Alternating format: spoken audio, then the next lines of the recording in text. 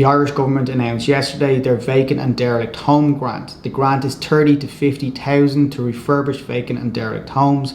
It also applies to commercial properties that have the correct planning permission in place to convert them into residential. I woke up yesterday morning to learn more about this grant because it had been talked about for the last few days.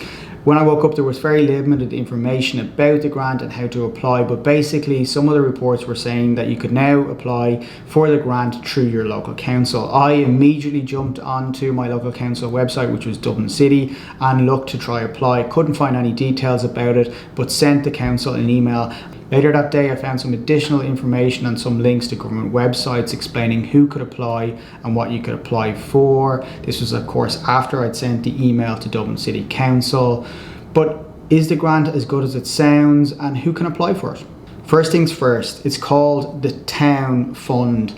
And the fund is up to 50 million, and it has been established to support people living in towns and villages in Ireland, and it provides a grant to refurbish vacant and derelict properties. So something very important to note from the wording and how I emphasize the word town, and this will upset and disappoint a lot of people out there, particularly people in Dublin, Cork, Limerick and Galway and even Waterford, who were hoping that they would be able to get a grant to refurbish some properties. The grant only applies to small towns and villages. And I think this is going to be a massive disappointment to anyone who was considering refurbishing a property in any one of those cities. The fund or the grant is aimed at trying to promote people to live in small towns and villages in rural Ireland again, therefore the cities haven't been included. For properties to be considered, they must be vacant for the last 2 years, they must have been built before 1993. If they are derelict and on the derelict register, there will be additional grants available as well. Grants will be available up to 30,000 for refurbishment work to vacant property on the condition that that property is going to be occupied by the homeowner and it is going to be their principal private residence. Where refurbishment works exceed the grant level, any additional costs will have to be borne by the owner. There will be an additional 20,000 available for works if the property is derelict or there is major structural issues that basically make the property derelict, and you can confirm that. There will be an additional 20,000, so therefore if it's on the derelict list, you can get a maximum of 50,000 of a grant. Getting these grants also doesn't exclude you from any other grants that might be available, including the energy improvement grant. So you can get this grant and also the energy improvement grant as well.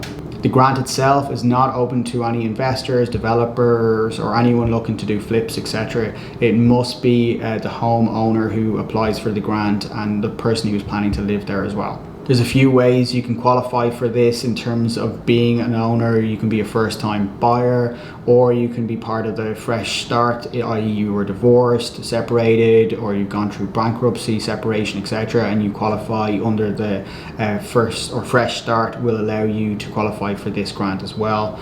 Also, if you're planning to move out of your current home that's not in a small town or village and you're planning to move to one of these small towns and villages and refurbish a vacant property, you can qualify for the grant as well. Or perhaps if you are disabled or have any access issues, you may also qualify for the grant as well. The grant itself will cover a range of costs of refurbishment, from structural work, works on foundations, walls, floors, slabs, stairs, bathrooms, chimneys. There's a whole host of elements that can be included within the 30,000.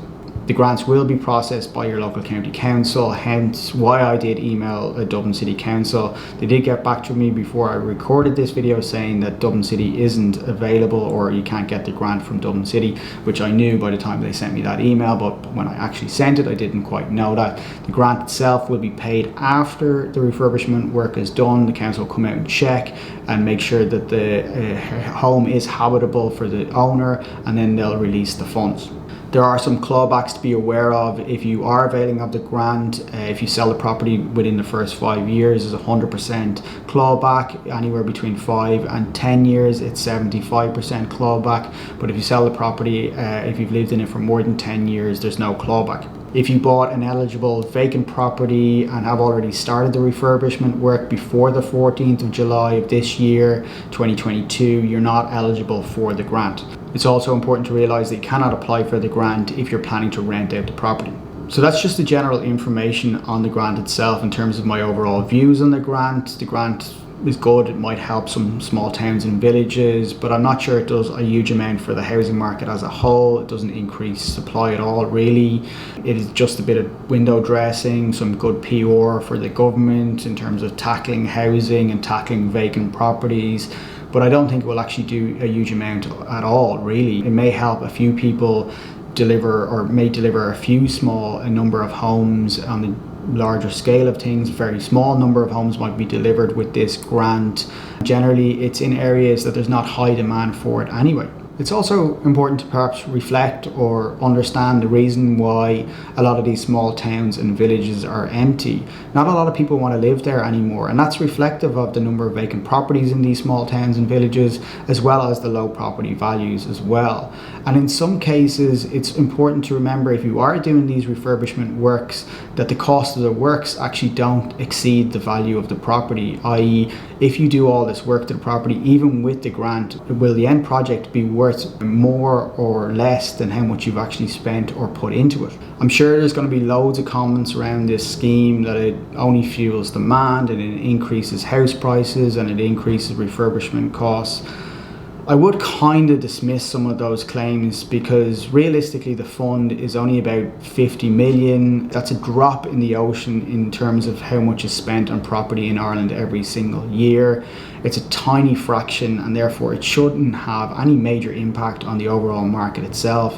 When you think about how much is available, 30 to 50,000, 50 grand or 50 million over a few years, realistically it's only going to impact probably maybe 1,000 or 1,500 homes over the next few years. Again, a very small number of houses that it's going to impact over the next few years, and it's just a drop in the ocean in terms of one, trying to deal with the problem, and also how it's going to impact property values as well. I don't see this scheme bringing life back into towns and villages anytime soon. It's far too small of a scheme to actually do that. I think realistically people want to live in cities, villages and towns where there's lots of amenities, not just houses, where there's lots of amenities, including shops, bars, restaurants, employment, education, all things that attract people to different types of areas. And I think a scheme like this, or a grant like this, is not going to really breathe much life back into these small towns and villages if they don't have other amenities. I think grants or schemes focused on perhaps bringing back businesses into small towns and communities would actually be far more beneficial than this grant in terms of trying to generate or trying to remove vacant properties within small towns and villages.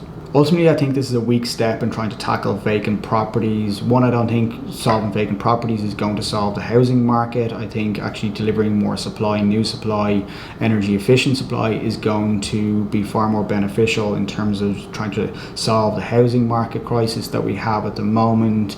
Issue with vacant properties is kind of just a little bit of a distraction in my mind. If they really wanted to get all these vacant properties onto the market and people doing work to them, grants aren't going to really do that. I think the way to do that is allow the current owners tax reductions if they sell it now or sell it quickly. Will bring a whole host of properties onto the market, and people will have access to them, and they'll devalue these properties, and people will be able to do something with them because they'll be lower value, because people will be willing to accept a lower value because they're getting a tax benefit for selling it right now. Hopefully you got some information out of this video. You may not always agree with some of my views, but show your support on the information that I provide by hitting the like button, subscribe to the channel,